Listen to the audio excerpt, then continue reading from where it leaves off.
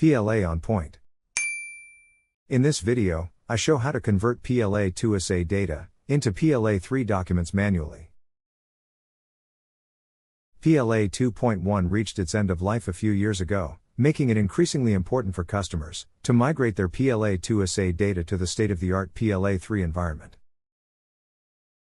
The PLA 3.0 Migration and Archiving Toolkit provides all necessary tools for a compliant safe transition.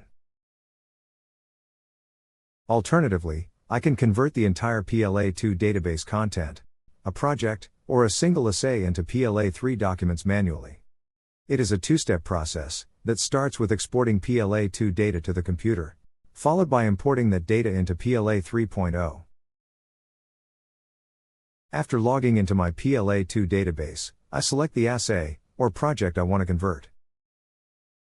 Then I go to File, and click on Export.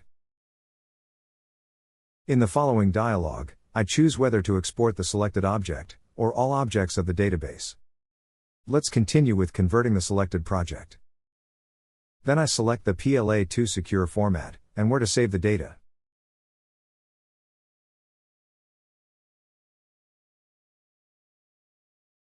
For this export format, all parts of the object must be included.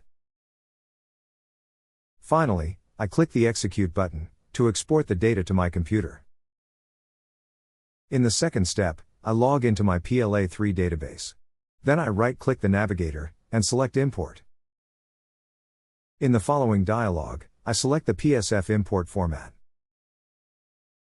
Finally, I choose the PSF files I want to import and click OK. My PLA 2 data is now converted into PLA 3 documents.